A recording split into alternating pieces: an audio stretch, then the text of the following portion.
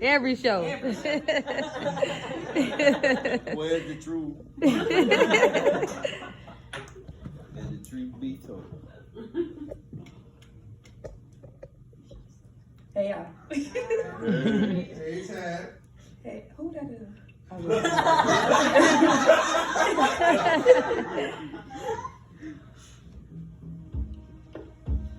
Poetry. My love in its purest form. May this pad and this pen make all of my inner knowledge born. Free me from this prison of suppressed self-expression. Open my mind to new ideas and broaden my perception.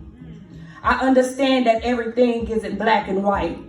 So help me find solace in the gray areas of life.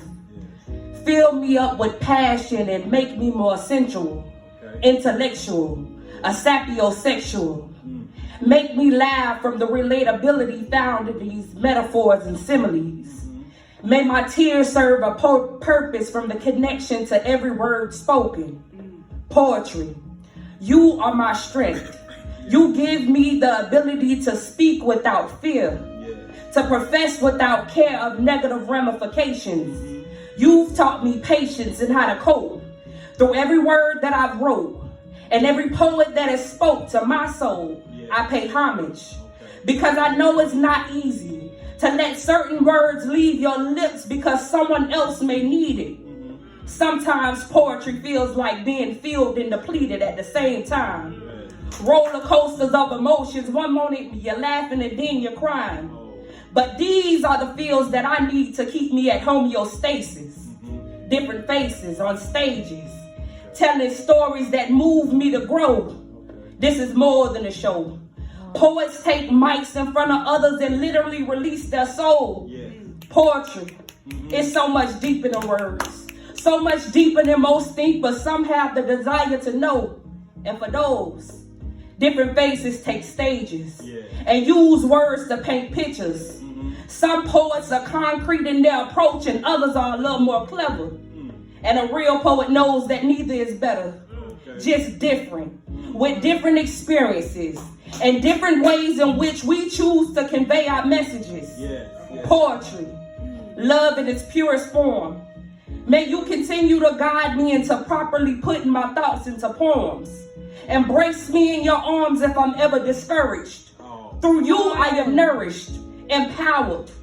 Poetry is the confirmation to poets that this world is ours. With these pads and these pens, we can create our own destiny. Poetry, you are now and forever the absolute best of me. Speak, speak.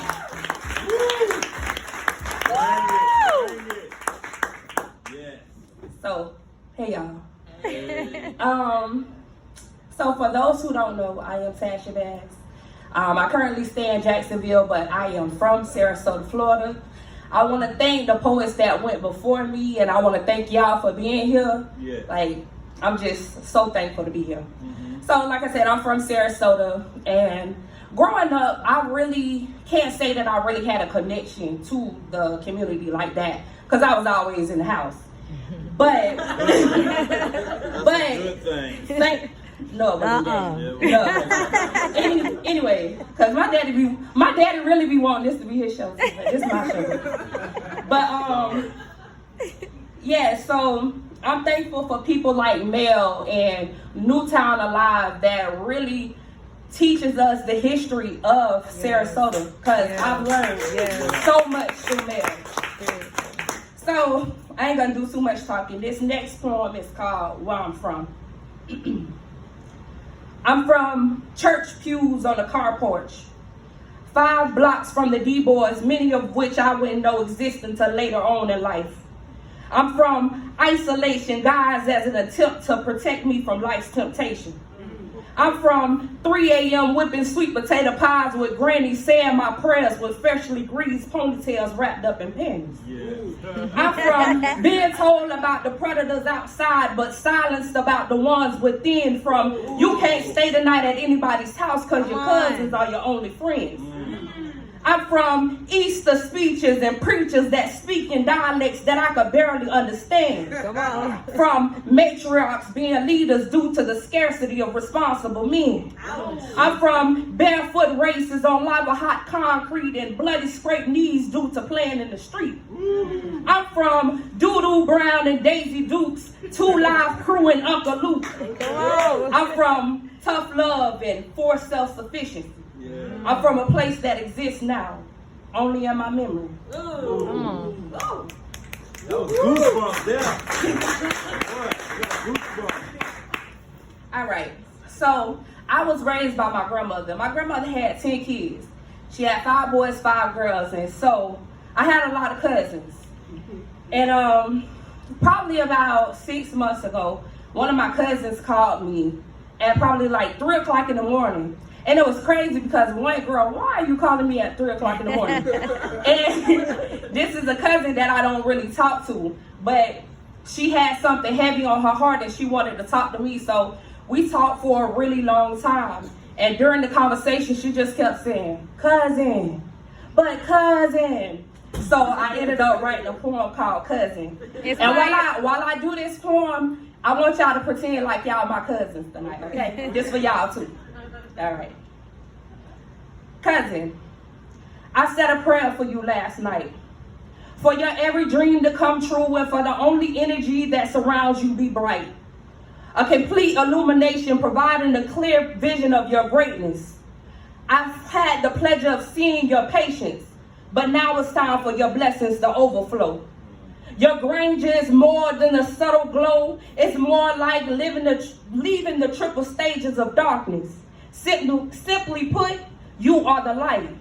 And I want to see you shine because iron sharpens iron and I want your shit just as clean as mine. Okay. I don't know everything that you've been through. But if you need me, call me because I'm more than just a cousin. I'm a friend too. I'll listen to your issues, make you laugh until you cry and wipe those same tears away from you. We never trip about the distance because every time we link, there's this familiar presence. Like when the seasons change, but we know they'll be back again. I didn't get a chance to choose you. This was God's plan. You and me, we are locked in. And I'm thankful, deeply rooted and grateful. I see way too much love inside of you to ever be hateful. Up and downs, ins and outs. My cousin, you show me what life is about. Preservation, strength, resurrect me from all obstacles. Even if I had the chance to pick, I don't think I could settle for another. I didn't get a chance to choose you. This was God's plan. But through every step of the journey, I want you to understand that I love you, cousin.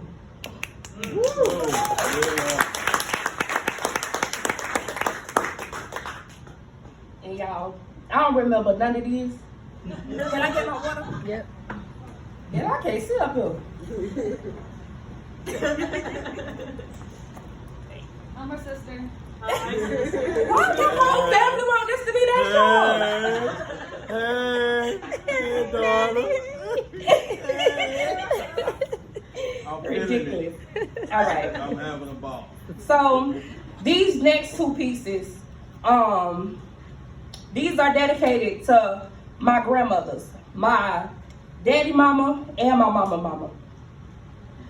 So this first piece is dedicated to my dad's mother, and I get choked up with this one because she everything to me. And I have the pleasure of wearing her name, and yeah. So this one is grandmother's wisdom. My grandmother held her wisdom in her eyes, but anytime it slipped her lips, it was a pleasant surprise. She'd tell me things like, Shay, be a modest child. I didn't understand how paramount that request was until now.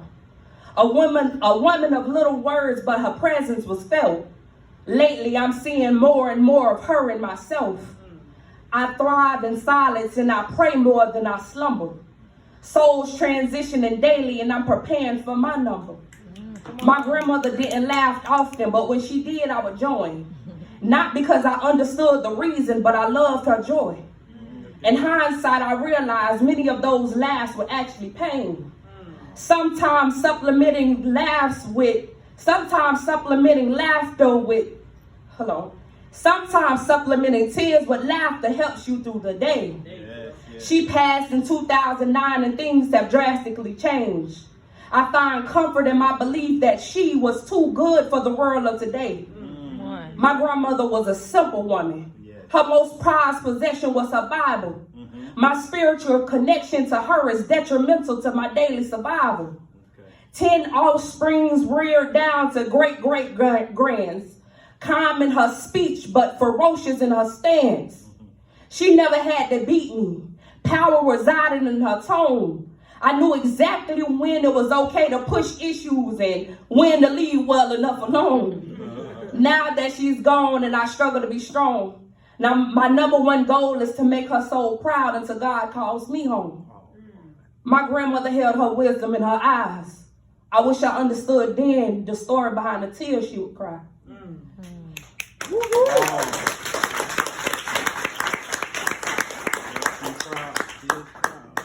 All right, and so this next piece, the more that I write, I realize that the main reason that I write is to try to preserve some type of the memories of a world that's better than the reality that's around us.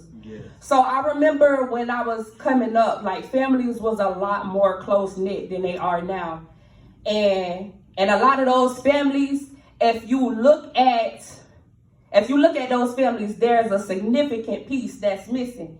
Some people call them Nana, some people call them Grandma, and some people call them Big Mom. So this is for my Big Mom, and it is called Big Mama's Kitchen. Wash your hands in Big Mama's kitchen. Collard greens, candy yams, and all of the fixings.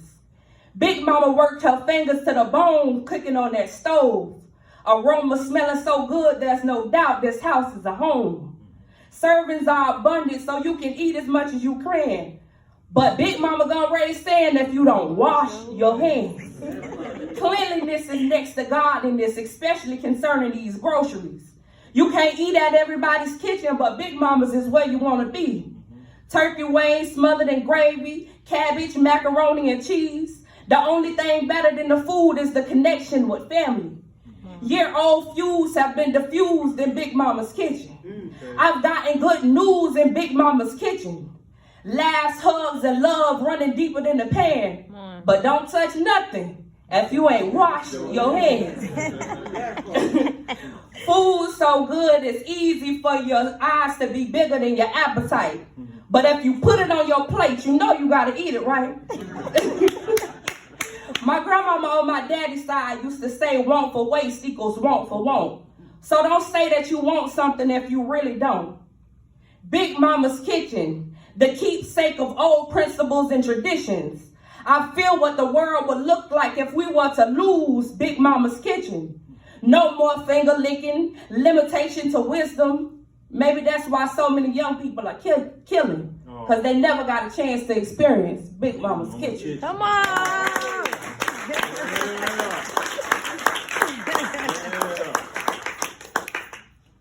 All right, so I think this is my last poem, y'all. All right. Keep it coming. All right, so yeah. So if anybody wants to follow my poetry journey, I can be found. I'm Tasha Bass on all social sites. I also last year wrote my first book, and I do have copies of that. It is called Heal Queen Heal, Memoirs of a Self-Healer. I also have like some other merch and goodie bags over there. So this last poem, I wrote this poem as a reminder to myself, as well as anybody else that needed, that we are created, unique, and intentional. There's gonna be people that have stuff to say about the way that you move, the things that you do, the things that you say. Yes. But always be mindful that your mission here is between you and the Creator. Amen. People gonna have something to say. Let them talk. Come on. Mm-hmm. So this is God's creation.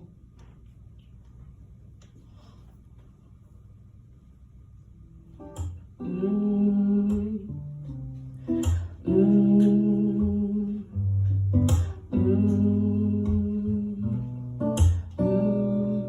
Got this weight on my shoulder, feeling like boulders every day. I'm getting older. God, please pull me close, cause I'm trying the best that I can with the hands that I was dealt.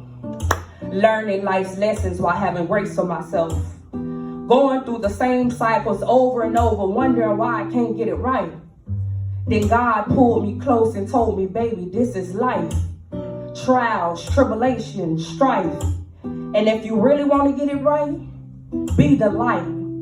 Shine brighter, be bolder, think bigger.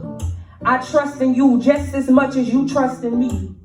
You are my creation, my prodigy, my seed. And you serve a major purpose to me. Planted here purposefully, you are so perfect to me.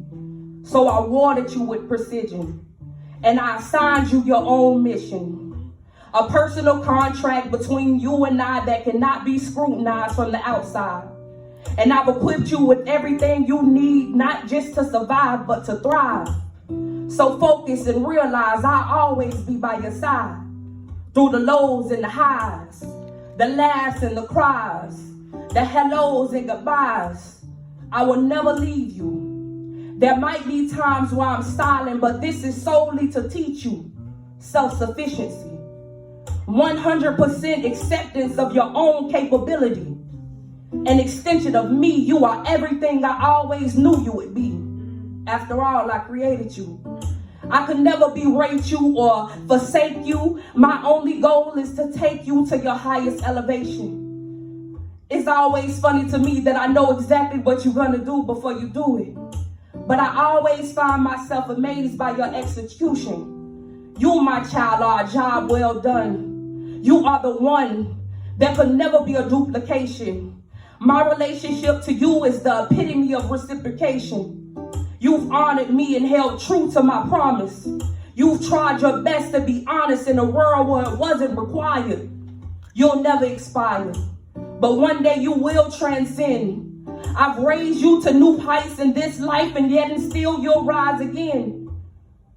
So don't be afraid to take flight and let go of your resentment and love life, and understand that you were created to be the light. Yes.